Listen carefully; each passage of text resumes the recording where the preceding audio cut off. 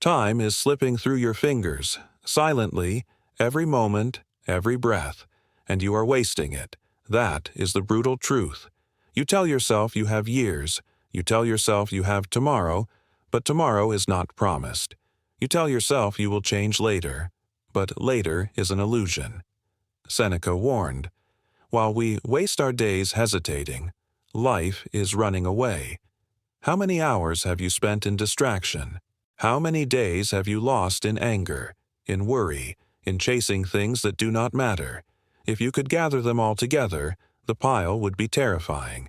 And yet, you continue. Why?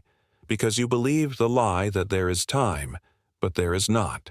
And if you do not face this now, your life will end before it ever truly began. The Stoics did not soften their words. They told the truth as it is, brutal, clear, undeniable. They wanted to wake you up, not comfort you. Marcus Aurelius wrote to himself, "You could leave life right now. Let that determine what you do and say and think." He was not speaking to the old, not to the sick, but to himself, an emperor in the middle of his reign.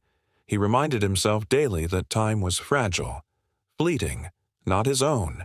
If he, with all his power, needed this reminder, how much more do you? The first brutal truth is this: wasted time is death. Every moment wasted is a piece of your life gone forever. You can lose money and earn it again. You can lose possessions and replace them. But time once gone will never return. Epictetus told his students, "You will die. You may not want to hear it, but you cannot escape it. The question is not whether you will die, but whether you will live before you do. Will you? Or will you waste what remains on things that do not matter?" The second truth is this: most of what you chase does not matter. Fame, possessions, recognition, they vanish like smoke. How many people can you name who were once powerful in Rome, in Greece, in empires long gone?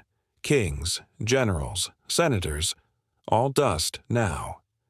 Marcus reminded himself of this constantly. Alexander the Great and his mule driver both died, and the same earth received them. If the conqueror of the world and a nameless laborer met the same end, what is all your chasing worth? The things you call important today will be meaningless tomorrow, yet you waste your life for them. Why? The third truth: you think you control time, but time controls you. You delay. You procrastinate. You say, "Tomorrow I will begin. Tomorrow I will change. Tomorrow I will live." But tomorrow is not in your hands. Death is not in your control. Only this moment is yours, Seneca wrote.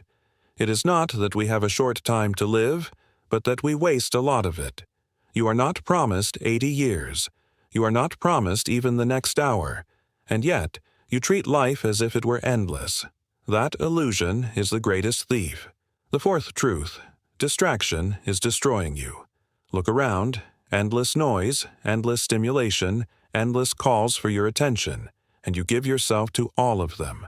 You drown in trivialities while your life slips away. Epictetus said, "If you want to improve, be content to be thought foolish and stupid." In other words, turn away from the games of society. Stop giving yourself to what is worthless. Every moment of distraction is a cut, and slowly you bleed out your life. Do you not see it? The fifth truth: you are not living. You are waiting to live. How many times have you said, "I will enjoy life when I succeed. I will be happy when I arrive.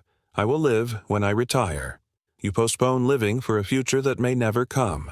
Meanwhile, the present, the only moment you actually have, is wasted. Marcus Aurelius warned, "Do not act as if you had 10,000 years. Death hangs over you. While you live, while it is in your power, be good. Live now. Not later. Not someday. Now." The sixth truth: you fear death, but you live as if you are immortal. You push away thoughts of mortality because they are uncomfortable. But the Stoics face them head-on. Memento mori. Remember you must die. Not to depress you, but to awaken you. Only when you remember death do you live fully. Only when you see the limit do you value what you have. If you avoid this thought, you waste your life. If you embrace it, you are free. The seventh truth: life is not measured in years, but in use. Seneca said, "It is not that life is short, but that we make it so." A long life wasted is no life at all. A short life, well used, is enough. You may live 70 years and waste them, or you may live 30 and truly live. The number does not matter. What matters is how you use each day, and most people use theirs poorly. They scatter their attention. They surrender their peace. They waste themselves on nothing. Will you? Now pause here. If these words strike you, if you feel the shock of truth pressing into your chest, do not let it fade. Take action. Subscribe to this channel, not as another routine click, but as a way of stepping closer to God, of choosing to fill your days with wisdom instead of waste. Each teaching here is a blessing, a reminder to guard your time as sacred, and in the comments, write the words that you want to live by: discipline, focus, clarity, purpose, gratitude, light. Write them not as empty words, but as commitments. Each word you write is a seed planted against waste, a vow to live differently. Because time is slipping, and if you do not seize it, it will be gone. The Stoics offer no soft comfort, no illusion. They tell you the brutal truth: your time is limited, your life is fragile, your death is certain. But they also offer the path. Stop wasting, start living, build your life now. This is the choice before you, and it cannot wait. You have faced the first blows of truth, and already something inside you resists. Part of you says, "This cannot be right. I have more time. I will change later." That voice is the very chain that has kept you wasting your life. The Stoics were merciless against this voice. They knew that comfort is the enemy of action, that postponement is the thief of life. They stripped away illusions until only what is real remained. And what is real is this: life is short, time is fragile, and waste is death. Seneca warned, life is divided into three parts: what has been, what is, what will be.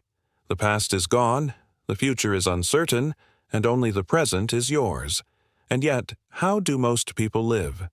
They mourn the past, they wait for the future, and they waste the present. They throw away the only thing they truly possess. This is the madness that rules mankind. And you, have you escaped it, or are you still trapped in it? The eighth brutal truth is this: most of your suffering comes not from reality, but from your imagination. Epictetus told his students, "Men are disturbed not by things, but by the views they take of them." How many hours have you wasted worrying about what might happen? How many nights have you lost in anger over something already finished? How much life have you surrendered to ghosts? The insult is gone, but you replay it. The betrayal is past, but you nurse it. The future is unknown, but you tremble at it. None of these exist now, yet they devour your days. Time is wasted not only by distraction, but by obsession. The Stoics tore this away. They said, "See only what is here, act only in this moment, let the past and future go." The ninth truth: you hand over your life to others. You live for their opinions, their approval, their applause. You fear their judgment, you crave their praise, and in doing so, you surrender your freedom. Marcus Aurelius said, "It is not death that a man should fear, but never beginning to live." And how many never begin? Because they are chained to what others think. Every time you waste a day trying to please them, you kill your own soul. Every time you surrender your peace to their words, you throw away what is yours. Freedom is not given. It is taken back from their voices, from their demands, from their approval. The 10th truth: luxury makes you weak. Seneca lived in wealth but trained himself in simplicity. He slept on hard beds, ate plain food, wore rough clothing. Why? To remind himself that comfort is not necessary. that luxury is a trap. The more you cling to comfort, the more time you waste chasing it.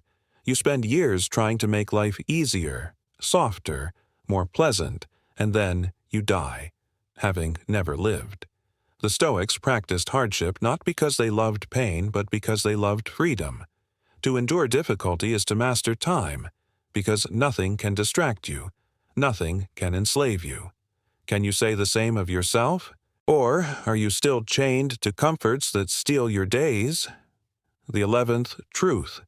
You waste time arguing about how to live instead of living. Epictetus laughed at philosophers who spoke endlessly but never acted. He said, "Don't explain your philosophy. Embody it. How many hours have you wasted reading, talking, debating, planning, but never moving? Knowledge without action is wasted time. Dreams without deeds are wasted time. Plans without execution are wasted time. You must live now. Not discuss, not imagine, not wait. Live. The Stoic demands action, not endless preparation. The 12th truth. You waste yourself on anger. How much of your life has been consumed by rage, by irritation, by resentment? Each moment in anger is a moment burned to ash. And for what? Has anger ever built anything? Has it ever returned lost time? Anger is fire, and you are the wood it consumes. Seneca called anger a form of temporary madness. He was right. And yet, most lie mad, surrendering their lives to flames that never end. To destroy anger is to reclaim years. To master calm is to double your life. The 13th truth. Death is closer than you think. Marcus reminded himself every morning, you could leave life right now. So let that determine what you do and say and think. He was emperor, surrounded by wealth and power, yet he kept death before his eyes. Why? Because only in remembering death do we value life. You push it away. You act as if it will not come. But it comes for all, and sooner than you expect. When you truly see this, the illusion shatters. Waste becomes unbearable. Time becomes sacred. The 14th truth. You have already wasted too much. This is the harshest truth. Look back. Count the days lost in distraction, the weeks lost in anger, the months lost in waiting, the years lost in illusion. How much of your life has been truly lived? For most, the answer is terrifying. But do not look back only with regret. Look back with clarity, because the past is gone, but the present remains. And the only way to redeem wasted years is to stop wasting what remains. The Stoics would not leave you in despair. They did not tell these truths to break you, but to awaken you. Once you see waste clearly, you can no longer endure it. Once you see time clearly, you can no longer throw it away. This pain is the beginning of transformation. Seneca said, "It is not that life is short, but that we make it so. And so, you must unmake it. You must seize what is left. You must begin now." Do you feel it? The urgency, the fire, that is the beginning of wisdom, because life is not endless, death is not far, and time is not yours to waste. You must live, and live now. You have carried the weight of these truths through 2 long journeys already, and by now you cannot escape them. They are in your chest, burning. They echo in your mind when you try to push them away.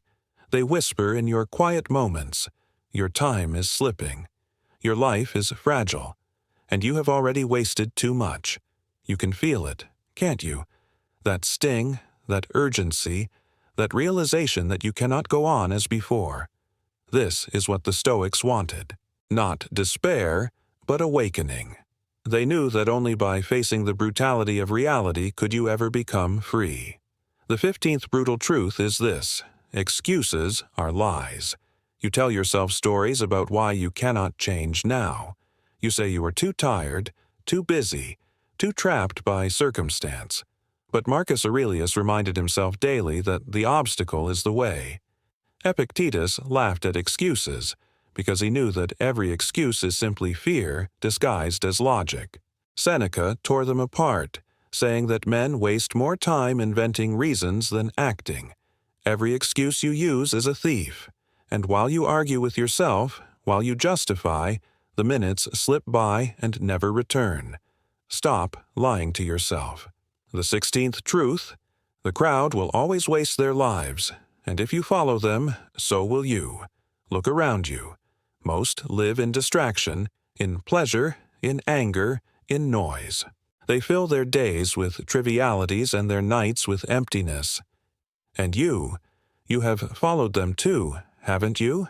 You have scrolled, you have complained, you have drifted with the crowd.